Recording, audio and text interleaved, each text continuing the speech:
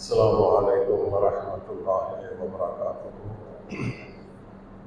इन्नल हम्दलिल्लाह नहमदुहू व नस्तईनुहु व नस्तगफिरुह व नऊज़ु बिल्लाहि मिन शुरूरि अनफुसिना व मिन सय्यिआति अअमालिना। मन यहदिहिल्लाहु फला मुदिल्ल लहु व मन युद्लिल्हु फला हादिय लहु। वअशहदु अल्ला इलाहा इल्लल्लाह व अशहदु अन्न मुहम्मदन अब्दुहु व रसूलुहु। अल्लाहुम्मा सल्लि अला मुहम्मदिन व अला आलि मुहम्मदिन कमा सल्लैता अला इब्राहीम व अला आलि इब्राहीम इन्नका हमीदुम मजीद। अल्लाहुम्मा बारिक अला मुहम्मदिन व अला आलि मुहम्मदिन कमा बारकता अला इब्राहीम व अला आलि इब्राहीम इन्नका हमीदुम मजीद। अऊज़ु बिल्लाहि समीउल अलीम मिनश शैतानिर रजीम। रब्बना इन्नी अस्कनतु मिन ज़ुर्रिय्यती बिवादिन गैरि ज़ी ज़रअन इंद बैतिकल मुहर्रम रब्बना लियुक़ीमुस्सलाह फजअल अफ़इदतम मिनन नासि तहवी इलैहिम वरज़ुक़हुम मिनस समराति लअल्लहुम यशकुरून।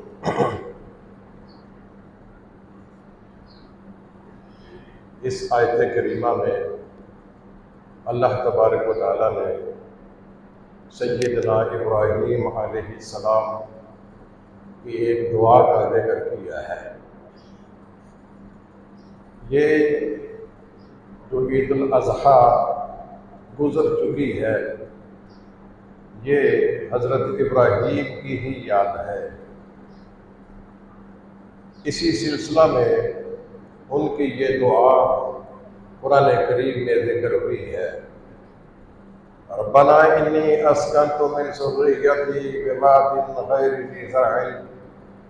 ऐ बारी ताला, मैं अपनी औलाद में से कुछ बच्चों को ऐसी वादी में छोड़ के जा रहा हूँ जो बिल्कुल बंजर है, बेआबाद है। दूर दूर तक को खेती बाड़ी के निशानात नज़र नहीं आ रहे हैं, आबादी के निशानात नज़र नहीं आ रहे हैं। इंद बैतिकल मुहर्रम, तेरे इज्जत वाले घर के पास इनको छोड़ के जा रहा हूँ। मकसद मेरा ये है, तेरे इस इज्जत वाले घर के पास छोड़कर जाने का, बावजूद इसके कि यहाँ कोई आबादी नहीं है, इनके खुर्दोनोश का, खाने पीने का, इनके आराम का, सहूलियात का दूर दूर तक कोई निशान नजर नहीं आ रहा है। मकसद ये है लियुक़ीमुस्सलात, ऐ बारी ताला, तेरे घर के पड़ोस में इसलिए छोड़ रहा ताकि ये नमाज के पाबंद हो जाए, नमाज को कायम करें।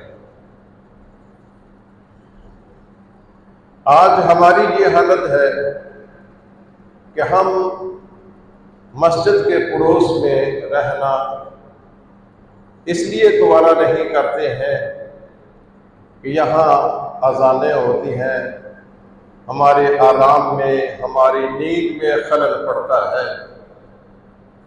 जबकि इब्राहीम अलैहिस्सलाम ये फरमा रहे हैं कि अल्लाह, मैं अपने एक शीरख्वार बच्चे को और अपनी एक बीबी को तेरे इस इज्जत वाले घर के पास छोड़ के जा रहा हूँ। और ये वादी गैर ज़ी ज़रअन, जो बेआबाद है, यहाँ कोई काश्त नहीं होती है, फसल नहीं होती है। इसके बावजूद भी मेरे पास जो कुछ है वो पानी के चंद एक डोल मटके हैं, जो खजूरों का एक थैला है, इनको मैं देकर यहाँ से जा रहा हूँ। तेरे घर के पास छोड़ने का मकसद ये है लियुक़ीमुस्सलात, ताकि ये नमाज के आदी बन जाए, नमाज को कायम कर लें। अल्लाह के घर के पास अपना घर बनाना, ये बड़ी सआदतमंदी है। इंसान को ये मौका मिलता है अपने लिए, अपने बच्चों के लिए, कि वो नमाज की पाबंदी कर सकता है, नमाज बाकायदगी से पढ़ सकता है, 5 वक्त आज़ान की आवाज़ उसके कानों में आती है, नमाजियों को आते जाते उसको देखते हैं, वो भी देखता है, बच्चे भी देखते हैं। इब्राहीम अलैहिस्सलाम की भी यही सोच थी कि अल्लाह, ये वादी जो बेआबाद है, बंजर है, वीरान है, लेकिन तेरा घर इसी वादी में है और मैं अपने बच्चों को, अपनी बीवी को यहाँ छोड़ के जा रहा हूं तेरे मस्जिद इस घर के पड़ोस में, लियुकीमु सलाता, ताकि ये नमाज के आदी बन जाए, नमाज की पाबंदी कर लें। रसूलुल्लाह सल्लल्लाहु अलैहि वसल्लम ने उस इंसान के ईमान की गवाही दी है जो मस्जिद की तरफ अज़ान सुनने के बाद आता है। कुरान करीम ने भी ये इशारा दिया है, इन्नमा यअमुरु मसाजिद अल्लाह मन आमना बिल्लाहि वल यौमिल आखिर व अक़ाम अस्सलाता व आता ज़कात, कि अल्लाह के घर को वो लोग आबाद करते हैं जो नमाज पढ़ते हैं। ईमान की हालत में नमाज का एहतमाम करते हैं। अल्लाह के घर की आबादी उन्हीं के सब पर है। तो मस्जिद के पास घर का होना बड़ी शहादत है।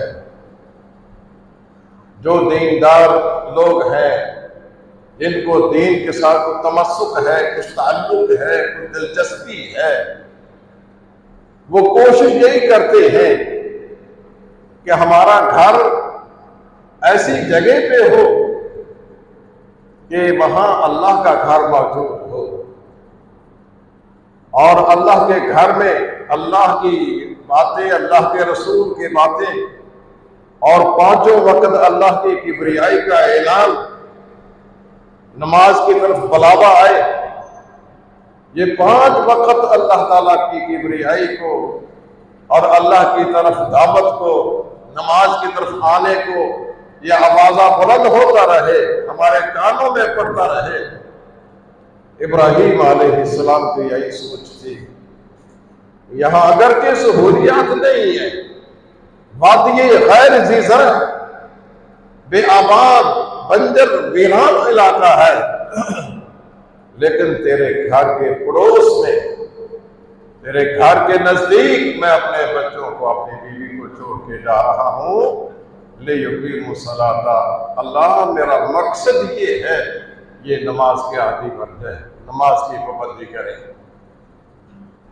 मेरे भाइयों, हम भी मुसलमान हैं, हमारे दिल में भी एक दिल धड़कता है।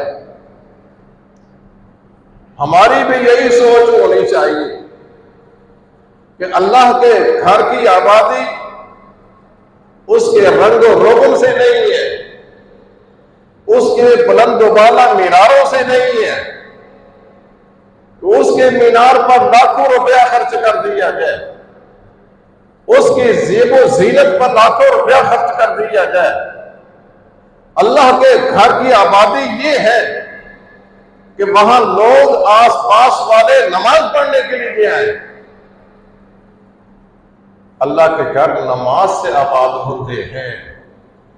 अल्लाह के घरों की आबादी नमाज से होती है। और नमाज, जब इंसान कलमा पढ़कर मुसलमान होता है, सबसे अव्वलीन फरीजा जो इस पर आयद होता है वो नमाज का है।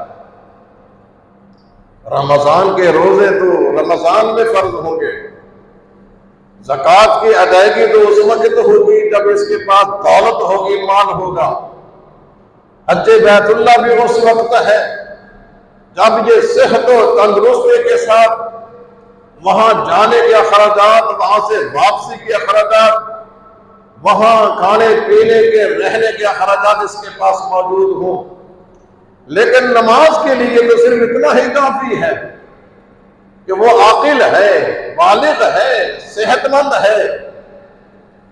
बल्कि नमाज के बारे में तो इस हद तक अल्लाह के रसूल ने फरमाया है कि बच्चे अगर 7 साल के हैं, उन बच्चों को नमाज का कहो, मोहब्बत के साथ, प्यार के साथ अपने साथ लेकर आओ, मस्जिद के साथ उनको मारूफ करो।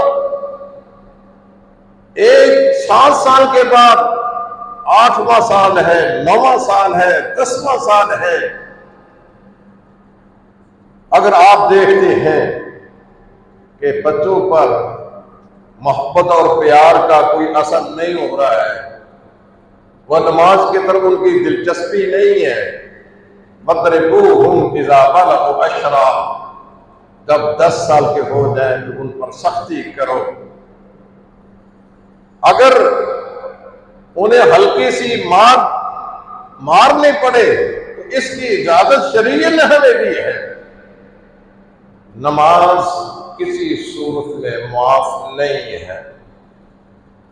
अगर आप सफर में हैं तो नमाज में कमी कर दी गई है।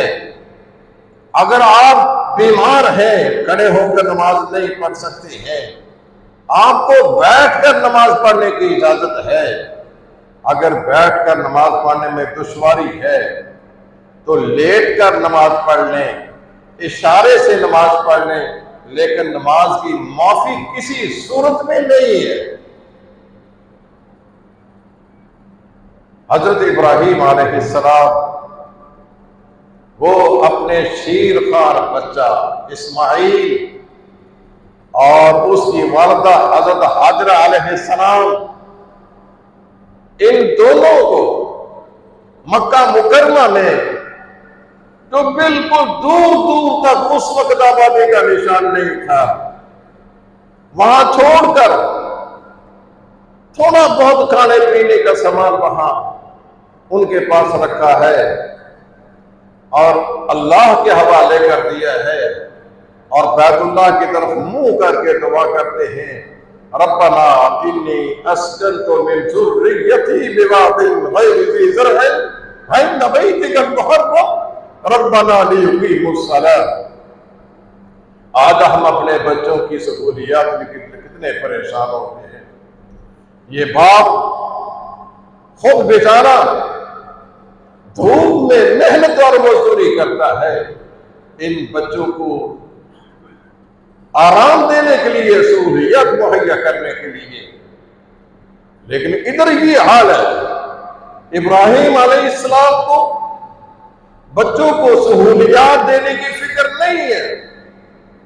अस्कनतु मिन ज़ुर्रिय्यती बिवादिन गैरि ज़ी ज़रअन, मैंने अपनी औलाद को, अपनी बीवी को ऐसी वादी में छोड़ के जा रहा हूं जो बेआबाद है, वीरान है, बंजर है, दूर दूर तक आबादी का निशान नहीं है, लेकिन तेरे घर का पड़ोस इनको नसीब।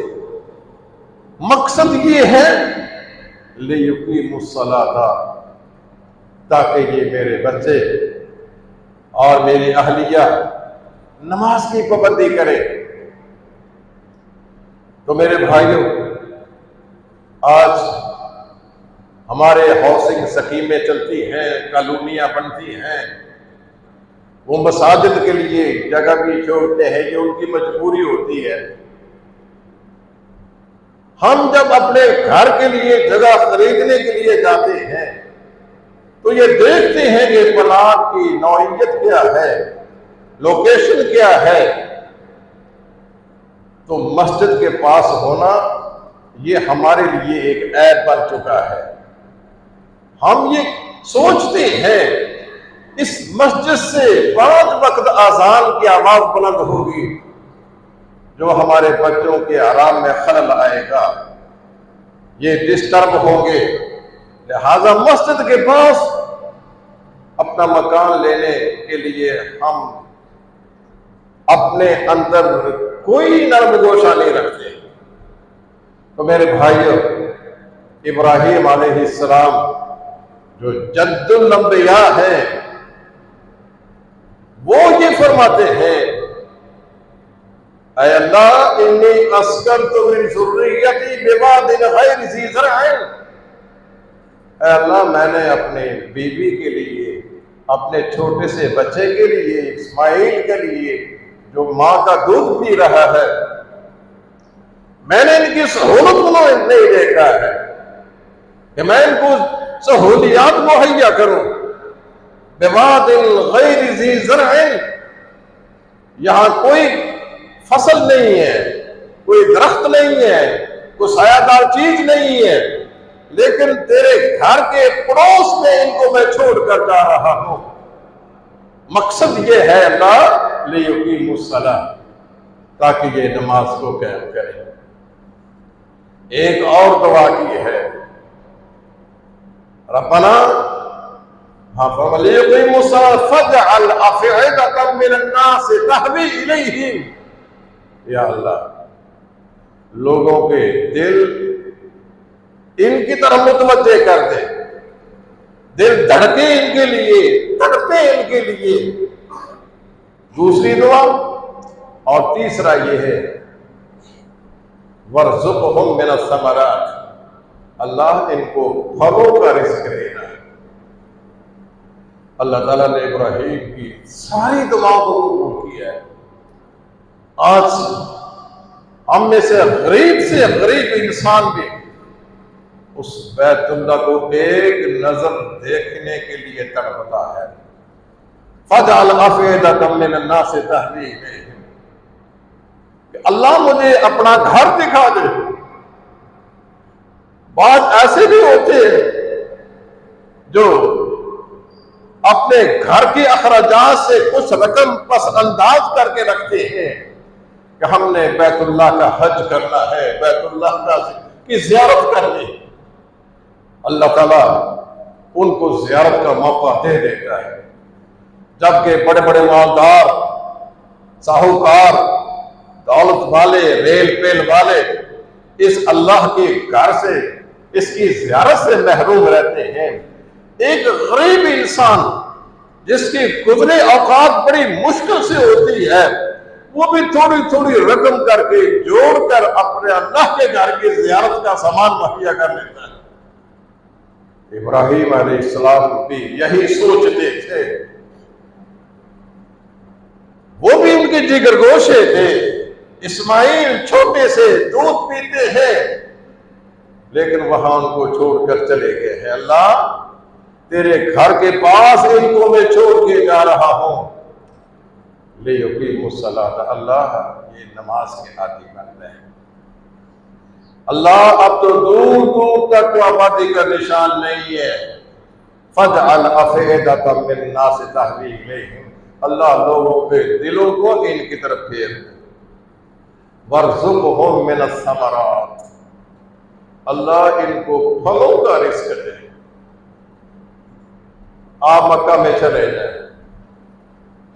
और मक्का के अंदर जो फल आते हैं, आदादो शमार के मुताबिक वो 64-65 मुल्कों से फल आता है। मक्का के अंदर कोई फल नहीं है। तैफ की वादी में अंगूर जरूर होता है, वहां कुछ बागात हैं, लेकिन मक्का के आसपास में कोई बाग नहीं है। लेकिन सुबह मंडी में जाए, वहां आपको दुनिया जहान के फल मिल जाएंगे, ताजा फल मिल जाएंगे। ये नहीं है कि वहां फ्रिज में रखे हुए हो, वो वहां पहुंच जाए। ताजा बताजा फल वहां मुयस्सर आते हैं। इस फलों के पीछे सैयदना इब्राहीम अलैहिस्सलाम की दुआ का असर है कि वर्ज़ुक़हुम मिनस समरात, अल्लाह मैं अपने बच्चे को, अपनी अहलिया को तेरे इस घर के पड़ोस में छोड़ के जा रहा हूं। मुझे पता है कि यहां दूर दूर तक आबादी नहीं है, कोई दरख्त नहीं है, कोई सहूलत नहीं है। मेरा मकसद ये है अल्लाह तेरे घर के पास इनको छोड़ने का, लियुकीमुस्सलात, ताकि नमाज कायम करें। बस मेरी एक आरज़ू है, एक तमन्ना है, फजअल अफ़इदतम मिनन नास तहवी इलैहिम, अल्लाह लोगों के दिलों को इस तरह फेर दे इनके बगैर उनको चैन और आराम ना आए। वर्ज़ुक़हुम मिनस समरात, ऐ अल्लाह इनको फलों का रिज़्क़ दे। अल्लाह ताला ने इब्राहीम अलैहिस्सलाम की एक एक दुआ को शर्फ़े कबूलियत से नवाजा है। अगर कोई इंसान सिद्क़ के दिल से अल्लाह से दुआ करता है, अल्लाह उसको देते हैं।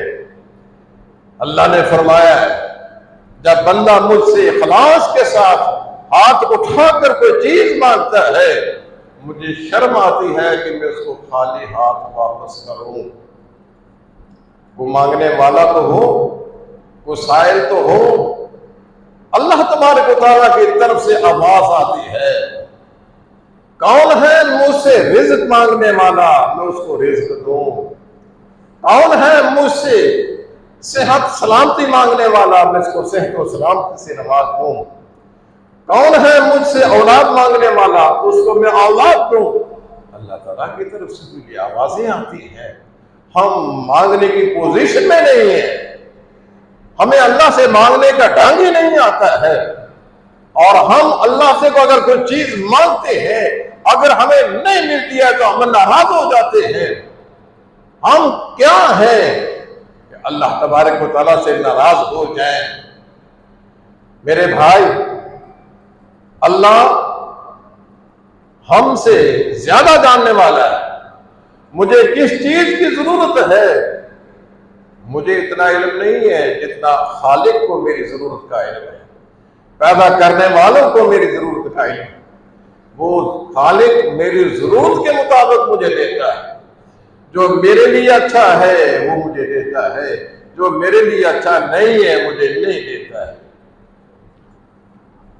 इसीलिए जब इंसान इस्तिखारा करता है ना किसी चीज के लिए, ये दुआ की जाती है, अल्लाहुम्मा, ऐ अल्लाह, अगर जिस चीज की मैं तलब करने के लिए इस्तिखारा कर रहा हूं, अगर मेरे लिए दुनिया में आखिरत में बेहतर है, फ़क़्दुरहु ली वयस्सिरहु ली, अल्लाह ये मेरे मुकद्दर में लिख दे और मेरे लिए मुयस्सर कर दे। और अगर ये मेरे लिए बेहतर नहीं है, फ़स्रिफ़नी अन्हु वस्रिफ़हु अन्नी, या अल्लाह मुझे इससे दूर कर दे और इसको मुझसे दूर कर दे। ये इस्तिखारे का मफ़हूम है, अल्लाह ताला से तलब खैर करना। इस्तिखारा का माना है तलब खैर, खैर मांगना। तो अल्लाह इंसान की जरूरियात को बेहतर जानता है।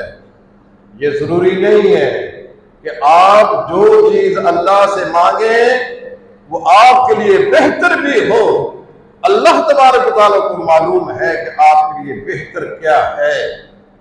बाज़ औक़ात ऐसा होता है, इंसान अल्लाह से दुआ करता है और उसकी मतलूबा चीज मिल जाती है। बाज़ औक़ात ऐसा होता है कि मतलूबा चीज इसके लिए फायदामंद नहीं है, अल्लाह ताला उसका कोई मुतबादल उसको दे देता है। और बाज़ औक़ात ऐसा होता है कि मतलूबा चीज भी नहीं मिलती, मुतबादल भी नहीं मिलता, फिर अल्लाह ताला उस पर कोई आने वाली मुसीबत को टाल देता है। तीन और चौथा ये है, बंदा देखता है कि मैंने अल्लाह से दुआ की है, मुझे मतलूबा चीज नहीं मिली, मुतबादल भी नहीं मिली, मुसीबतें भी आ रही हैं, बीमारियां भी आ रही हैं, टेंशनें परेशानियां भी आ रही हैं, तो इंसान ये ना समझे कि अल्लाह ताला ने मेरी दुआ को कबूल नहीं किया है। अल्लाह के यहाँ कबूलियत का ये आखिरी मेयार ये है कि अल्लाह उसको आखिरत के लिए जमा कर लेता है। क़यामत के दिन जब तराजू में नेकियों को रख कर तोला जाएगा, कुछ चीजें ऐसी होंगी जो उसकी मीजान को भारी करने वाली होंगी।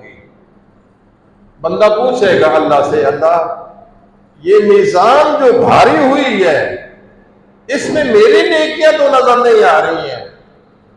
अल्लाह फरमाएगा ये तेरी दो दुआएं हैं जो दुनिया में कबूल ना हुई, ना तुझे मतलूबा चीज मिली, ना मुतबादिल मिला, मसाइब व आलाम का सामना भी करता रहा, और मैंने वो दुआ तेरी आखिरत के लिए जमा कर दी थी, आज वो दुआएं तेरे इस पलड़ा में डाली जा रही। उस वक्त इंसान ये तमन्ना करेगा, काश के मेरी दुनिया में कोई दुआ कबूल ना होती, और क़यामत के दिन आज वो दुआएं मेरे मीज़ान में पलड़े को भारी करने का सबब बन जाती। अल्लाह दुआओं को सुनता है, जरूर सुनता है। वो अम्मा युजीबुल मुस्तर्रा इज़ा दआहु, कौन है जो मजबूर लाचार की दुआओं को सुनने वाला है। कद समी अल्लाहु कौलल्लती तुजादिलुका फी ज़ौजिहा व तश्तकी इलल्लाह। अल्लाह तबारक व तआला हर मजबूर की दुआ को सुनता ही नहीं बल्कि उसको कबूल भी करता है। अलबत्ता कबूलियत के लिए जरूरी नहीं है कि वो फौरन ही इसको मिल जाए। हदीस में आता है कि अल्लाह इंसान की दुआ को कबूल करता है मालम यस्ताजिल, जब तक ये जल्दबाजी का शिकार ना हो। पूछा गया कि जल्दबाजी क्या है? फरमाया कि इंसान दुआ करता है, उसको दुआ के असरात नजर नहीं आते हैं तो अल्लाह से मांगना ही छोड़ देता है। मैंने जब मेरी की दुआ को अल्लाह ने कबूल ही नहीं करना है तो मैं अल्लाह से मांगू तो किस लिए मांगू? ये है क्या है कि अल्लाह के सामने इस कदर नफ़रत का इजहार करे और अल्लाह से इस कदर दूरी का इजहार करे कि मैं अल्लाह से नहीं मांगता हूं। अल्लाह का क्या बिगड़ेगा? ना मांगे आप। अम्मा युजीबुल मुस्तर्रा इज़ा दआहु व यक्शिफु, कौन है जो तुम्हारे बीमारियों को दूर करता है, मसाइब व आलाम को दूर करता है? अल्लाह ही दूर करने वाला है। तो मेरे भाइयों, ये इब्राहीम अलैहिस्सलाम की दुआएं हैं। रब्बी इन्नी अस्कनतु मिन ज़ुर्रिय्यती बिवादिन ग़ैरि ज़ी ज़रअ इंद बैतिकल मुहर्रम। अल्लाह, मैंने अपनी अहलिया को, उसके शीरखार बच्चे को तेरे घर के पड़ोस में ला बसाया है। ये वादी ग़ैर ज़ी ज़रअ, दूर दूर तक आबादी के निशानात नहीं। रब्बना लियुक़ीमुस सलाह, अल्लाह ये इसलिए है ताकि ये नमाजी बन जाए।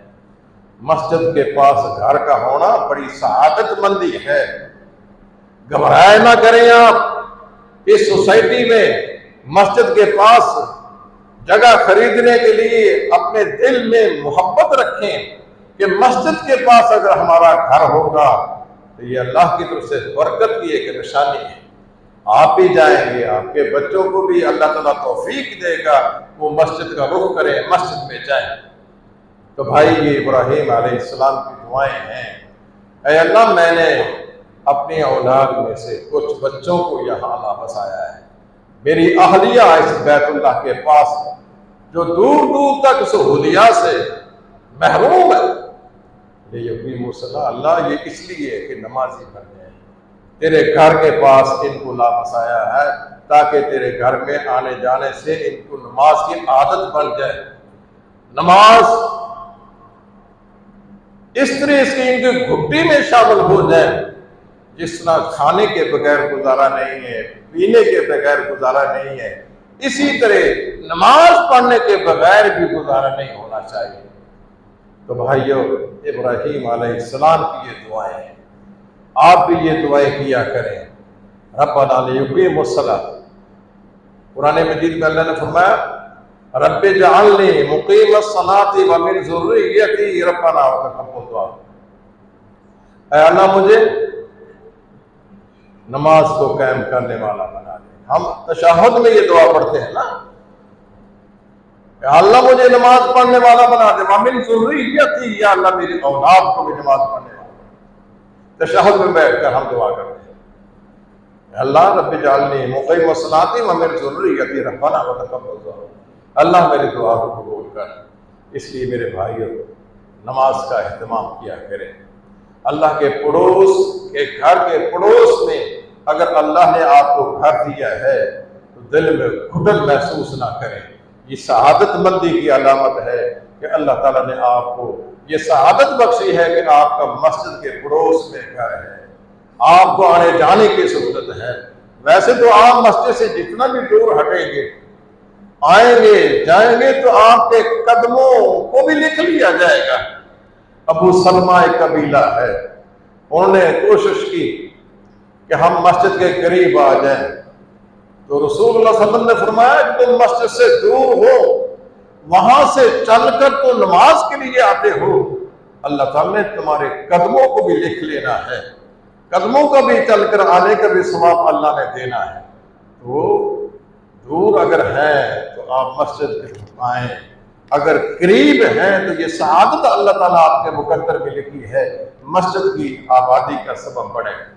तो मेरे भाइयों, इब्राहीम अलैहिस्सलाम अपने अंदर बड़ा एक धड़कता हुआ दिल रखते थे। वो अपनी औलाद के बारे में ये परेशान नहीं है कि इनका मुस्तकबिल क्या होगा, मैंने इनको पांव पर कैसे खड़ा करना है। उनको मुस्तकबिल यही था, रब्बाना लियक़ीमुस्सलाह, अल्लाह ताकि ये नमाज के आदी बन जाए, नमाज इनकी घुट्टी में शामिल हो जाए, नमाज पाबंदी से अदा करें। आप भी इब्राहीमी सुन्नत पर अमल करते हुए अपने दिल के अंदर ये तड़प रखना अपने बच्चों के बारे में, जहां आप परेशान होते हैं, बच्चों के मुस्तकबिल के बारे में, उनकी सहूलियात के बारे में, उनकी इंतजामात के बारे में, इससे ज्यादा परेशानी आपको उनके दीन के बारे में होनी चाहिए। अल्लाह इनके दीन को किस तरह मैंने महफूज रखना है, इनके ईमान को मैंने कैसे ताज़ा रखना है, ये एक बंदा मोमिन की निशानी है, अलामत है।